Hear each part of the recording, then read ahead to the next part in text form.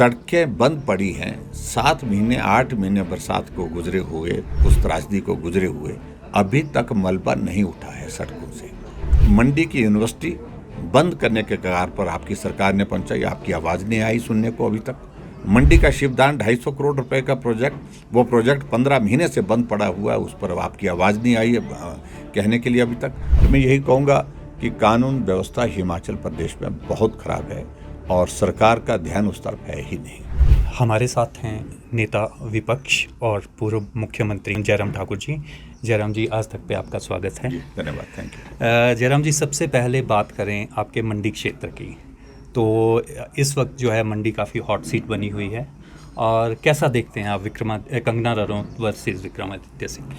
देखिए, एक बात आप मान करके चलिए कि मंडी सीट पर भारतीय जनता पार्टी की जो हमारी कैंडिडेट है वो पूरे मंडी लोकसभा क्षेत्र में अधिकांश सीटों पर जा चुकी हैं। अभी विक्रमादित्य मुझे लगता है शायद वो कल से आएंगे। कैंपेन की दृष्टि से अगर देखें तो हम कैंपेन में कांग्रेस पार्टी से आगे हैं। और दूसरी बात मैं ये भी कहना चाहूँगा कि अब की बार मंडी की सीट की परिस्थितियाँ बहुत अलग तरह की है। पिछली बार अगर मंडी सीट जीती है कांग्रेस ने, उसकी वजह ये थी कि वीरभद्र सिंह जी की उस वक्त दुखद मृत्यु हुई थी, और जिसका हमारी भी संवेदना थी व्यक्तिगत रूप से परिवार के प्रति। और उस वक्त चुनाव आ गया और चुनाव में प्रतिभा सिंह जी खड़ी हुई तो उसका लाभ मिला उनको। लेकिन अब की बार बहुत अलग हालात हैं। कांग्रेस की सरकार है, यही प्रतिभा सिंह कांग्रेस सरकार के खिलाफ जम करके बोली है। एक बार नहीं अनेक बार बोली है। काम नहीं हुए, काम ना होने की वजह से लोग परेशान हैं, कार्यकर्ता परेशान हैं, ये उन्होंने कहा है। यही विक्रमादित्य सिंह जी ने त्यागपत्र दे के रखा है मंत्रिमंडल से। तो ये सारे अलग तरह के हालात हैं अब की बार। और कंगना रनौत जी हमारी सेलिब्रिटी हैं और पार्टी में काम कर रही हैं, बहुत बेहतर ढंग से काम कर रही हैं। और मैं इस बात को कह सकता हूं कि अब जीतेंगे और बड़े शानदार तरीके से जीतेंगे मंडी सीट को अब की बार। अभी हाल में ही काफ़ी मंडी सीट में शब्दों के बाण चल रहे हैं दोनों तरफ से। अभी हाल में ही विक्रमादित्य सिंह ने कहा कि कंगना रनौत जो हैं वो बरसाती मेंढक हैं और वो 2 महीने बाद चले जाएंगे। क्या कहना है?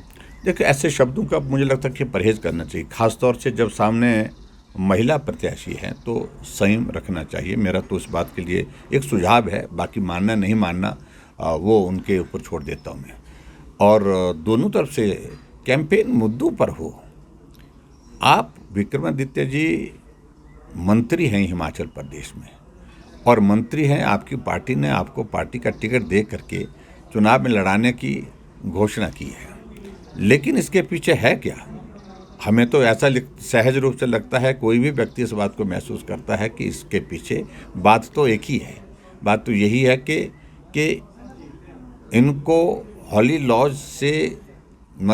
लॉज से पावर सेंटर को डिसलॉज करना, ये एक प्रयत्न है कांग्रेस पार्टी का, इसमें दो राय ही नहीं है।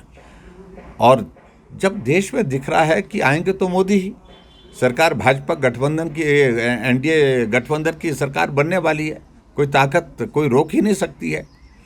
50 से कम आंकड़ा कांग्रेस पार्टी का रहने वाला है, और उसके बावजूद भी आप बड़ी बड़ी बातें कह रहे हैं। और सबसे बड़ी बात है कि आपके पास पीडब्ल्यूडी महकमा है। पिछले 15 महीने में जो पूरा सरकार का कामकाज का एक तौर तरीका रहा है, इसमें अपने महकमे की उपलब्धियां आप बताएं। जिन मुद्दों को लेकर के सड़कें बंद पड़ी हैं, 7 महीने 8 महीने बरसात को गुजरे हुए, उस त्रासदी को गुजरे हुए, अभी तक मलबा नहीं उठा है सड़कों से। और ऐसे में बहुत मुद्दे हैं मंडी के लिए, मंडी लोकसभा क्षेत्र के लिए आप बात कर रहे हैं।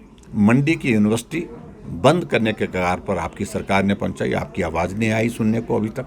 मंडी का शिवदान 250 करोड़ रुपए का प्रोजेक्ट, वो प्रोजेक्ट 15 महीने से बंद पड़ा हुआ है, उस पर आपकी आवाज़ नहीं आई है कहने के लिए अभी तक। और इसके साथ साथ में मंडी का एयरपोर्ट, वो 15 महीने से सारा काम ठप कर दिया गया है, जबकि लैंड के एक्विजिशन की प्रोसेस अभी तक कंप्लीट हो जानी चाहिए थी, उस पर आप कुछ नहीं बोल रहे हैं।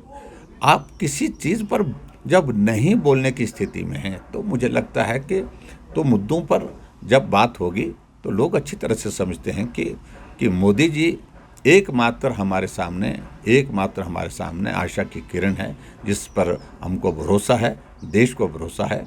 और अब की बार हिमाचल प्रदेश में हम चारों सीटों पर जीतेंगे और बड़े शानदार तरीके से जीतेंगे।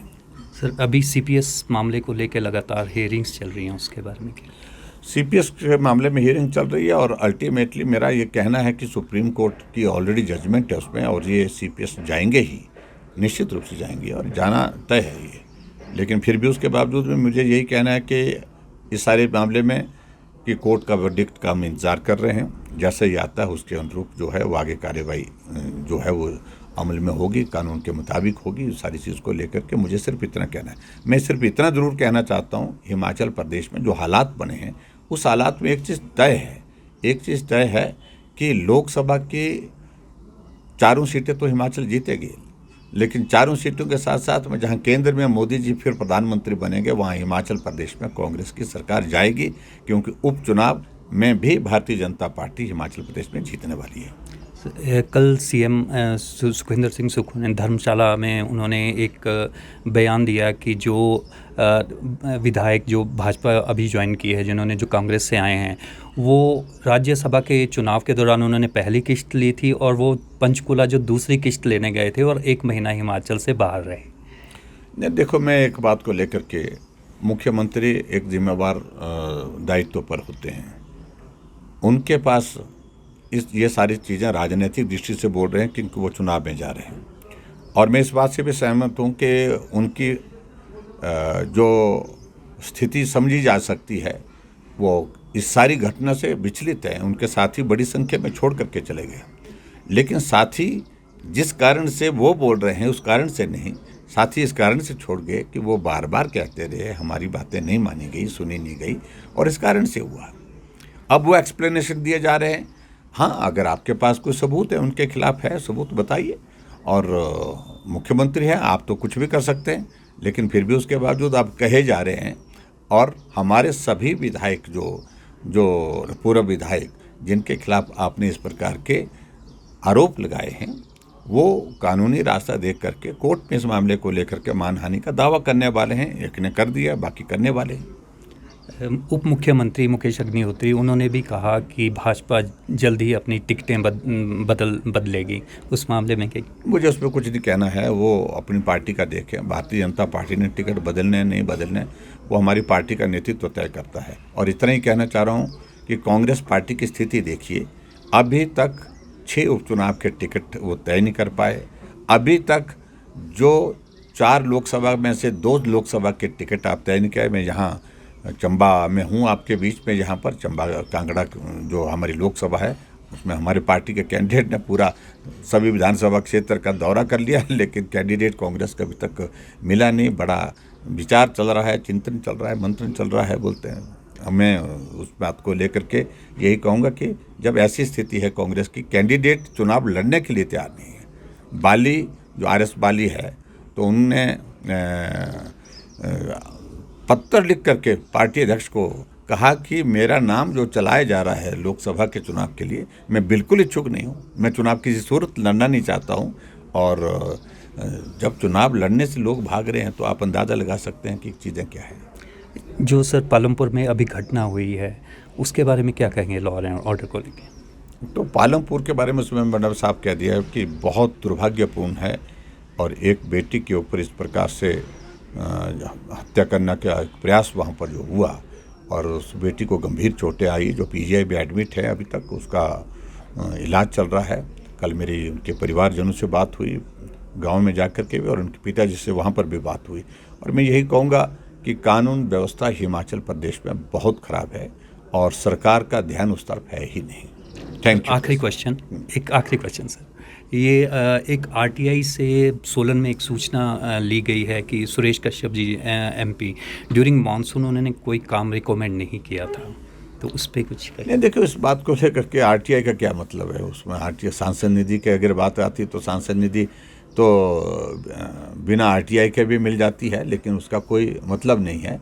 मैं यही कहूँगा, सुरेश कश्यप अपने पार्लियामेंट कॉन्स्टिट्यूंसी में अब सब जगह इस त्रासदी के दौरान गए हैं, सब जगह रहे हैं, बात की है। और लोगों का चुनाव के दिनों में कुछ कहना होता है वो कहे, लेकिन कांग्रेस का कैंडिडेट कितनी जगह गया है ये भी पता करो ना। Thank you. धन्यवाद। आज तक से बात करने के लिए धन्यवाद।